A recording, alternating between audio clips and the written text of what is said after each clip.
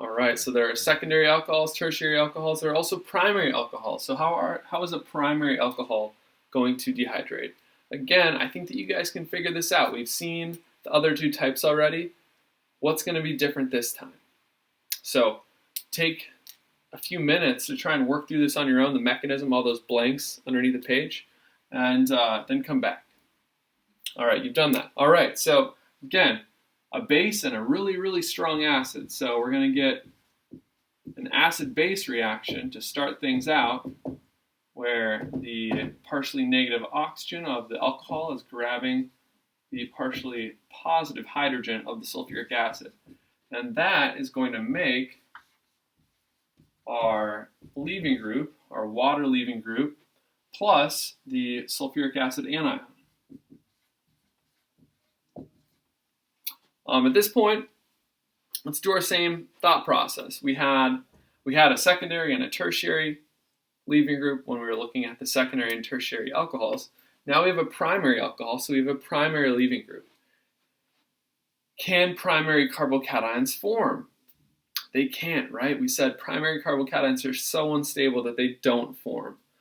So in this case, we can't have a unimolecular mechanism because we'd be forming that primary carbocation. If we can't form that primary carbocation, then this must undergo an E2 reaction just because it has to. This isn't really a strong nucleophile. It doesn't want like that much to pull that proton off. But there's enough heat in the system. There's enough time, because remember this might be a high energy of activation barrier, but given enough time, these will react. So essentially, this hydrogen here will be grabbed by a weak base around, and that will dehydrate that water leaving group to provide the alkene product in water. And again, this was an E2 type mechanism because we couldn't form that carbocation. So looking at the blanks in your course packet, we formed a blank in this reaction. We formed a primary leaving group. So an E2 mechanism has to occur. We can't form a primary carbocation, so it can't be E1, it has to be E2. For these reasons, primary alcohols dehydrate via an E2 type mechanism. That's the next blank. And then the next bullet point says, because the blank mechanism occurs with weak base, that's the weak base that's around, dehydration of primary alcohols is very slow. It's a slow reaction. So this step, this is unfavorable. So the reaction is slow.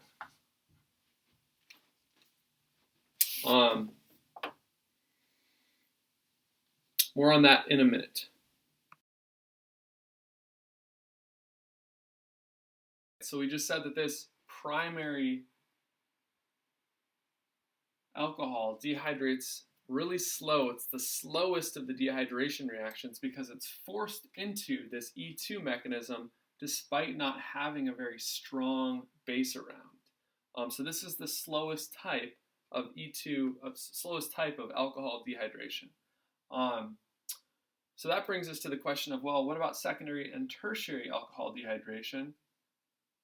Which one of those is going to be a faster reaction? What's going to have the higher rate?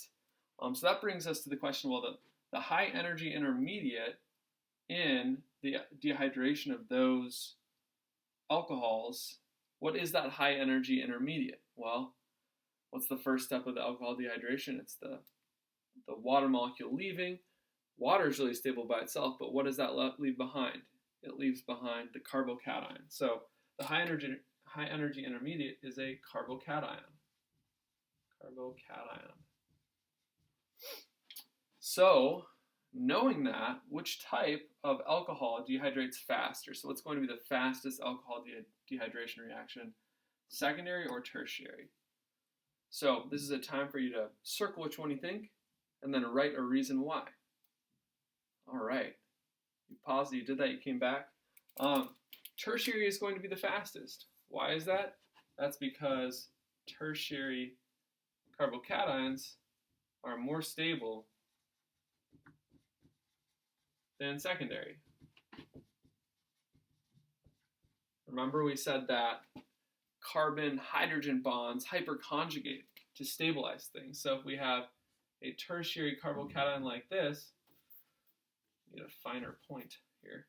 If we have a tertiary carbocation like this, it's being stabilized by 3 different CH3s, and that makes it more stable. So essentially the barrier to get to that intermediate is lower than the barrier to get to a secondary carbocation intermediate.